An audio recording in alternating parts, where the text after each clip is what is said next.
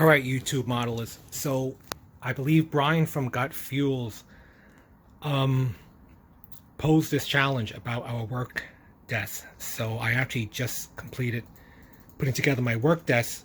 So just go into some of my older videos and you'll see workbench area, what I do with my stored models, but I'll go over it really quick. So because model building is something I want but not something I need, like food, clothing, and shelter, I try to keep my spending down to a minimum. So I'm pretty frugal when it comes to hobby supplies. So I started out on this counter, which is my kitchen counter, and I treated it like a pop-up store. So if I wanted to build a model, I pull everything out of the box, build it, and then either put it away immediately that day, or I would just leave it out for the duration of the model. So I pretty much couldn't keep it out too long.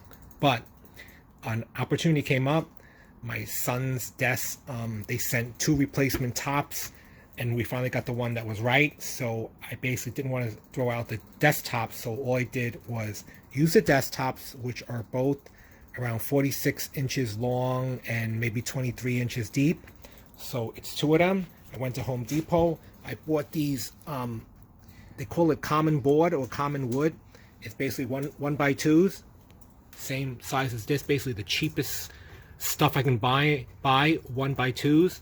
And then these shelves are 8 by 6, and the length, it doesn't matter, but these 2 for the shelves are 6 feet, and then these I had to cut down because I wanted the counter to be exactly 36 inches to fit my stool and to match my kitchen counter. So I live in New York City in an apartment with my family, so space is at a very, very minimal. So what I do is similar to the buildings in Manhattan. We can only go up, but we can't expand widthwise. So the size of my workbench is as wide as it can go. So everything has to go up. So I have my shelves, again, my stash, some hanging models, some more stash, my kit stash, which I box as if I was shipping, so they're really tight in the box, and I label them what's in it, and then all my supplies are boxed. So I do not display everything, meaning paints and supplies, and even though it would be more useful to have all my tools hanging up and you just grab it real quick, but all my readily needed tools are all in this supply box, and then I have the backup in those boxes down there. So that's the reason why I pretty much just stuck to enamel paints. I don't have an expansive lacquer selection. I pretty much don't use lacquer. And then I have this cheap $5 or $10 kit from Home Depot for kids handicraft. I use it. It's acrylic. It's pretty decent. It's water-based paint, so I put everything in the box. So if I need it, I just pull the box out. But for the most part, when you build a kit, you're only going to need a couple of colors anyway. So that way I don't pull everything out. I find it pretty much distracting as well if I'm staring at all my supplies. So that way you keep a clean work desk, work area, and you concentrate on your model that you're building. This is my power strip. I plug everything in. I have my Beamalux with magnifying glass, and it has the powerful light in it. I also have a sharp light underneath. It's basically just like an LED, and it it draws very little electricity because it actually has a USB plug as well, or you can use the regular household plug with the adapter. And everything else I just put together myself. I just bought like the cheapest crap I can find at a Home Depot just to get something going. So as far as supplies, that's how I do it. I stack everything. I mean, I'll show you really quick. I just pretty much just stack spray cans on top of spray cans, and then in here is more spray cans, and in here is more tester paint bottles and maybe spare blades for my X-Acto knives. But if you're getting into a hobby, you pretty much just need, like, you know, some simple brushes. You do need some sandpaper, some glue tips if you want to use it. Molotow pen, some cutters. I have 2. You really just need 1. Tester's clear part, glue, decal setting solution, liquid paint, cement, markers, X-Actos,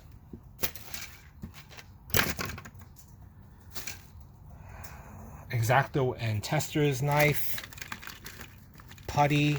So you just need some basic equipment to get started. I mean, you really don't need a whole lot.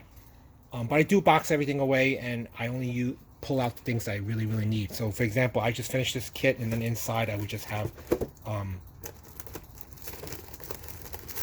my extra parts for future use, like spare parts. And then in here it's like mini screwdriver set, duct tape. So everything's boxed that way.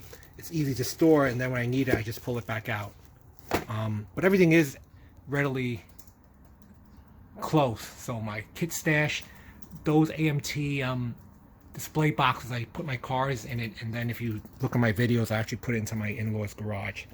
But I expand upon by putting my parts that have just been sprayed on the windowsill, so during the daytime the sunlight will help dry it, and it's above my radiator, so that'll help it dry.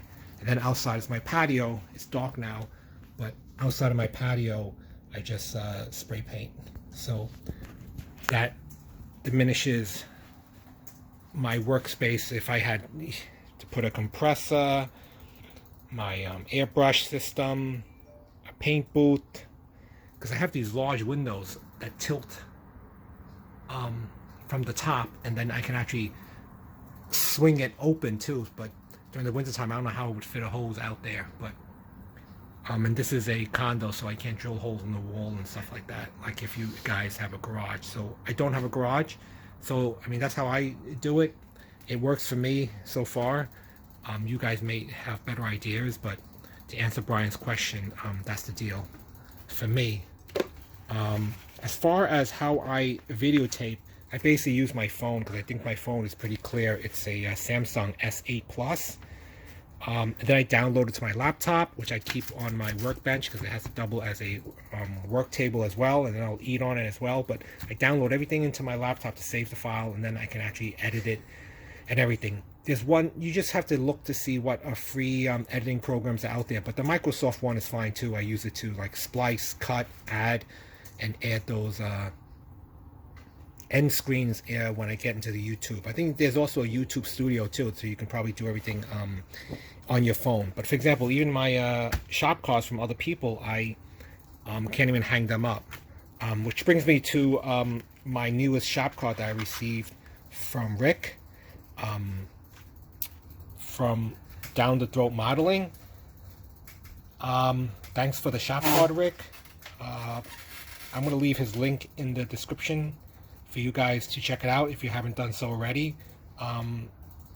He builds a lot of naval kits, like submarines, ships, and he was in the military, so thank you for your service, Rick. I enjoy the card. I think his card is a little larger than the shop cards I've been receiving, but I love it, like it a lot. So thank you for the kind words, and go check them out. So everything is boxed, put away until I need it, so that's how I do it. So hopefully this was helpful for you guys. I don't really hang the phone up on top to show my work, because I usually would just hold it in my hand, or I use a selfie stick to stabilize it. But I don't really do much work. I usually don't videotape my work. I think the few that I have to spray with one hand and tape with the other. So hopefully that was helpful. Okay, thanks.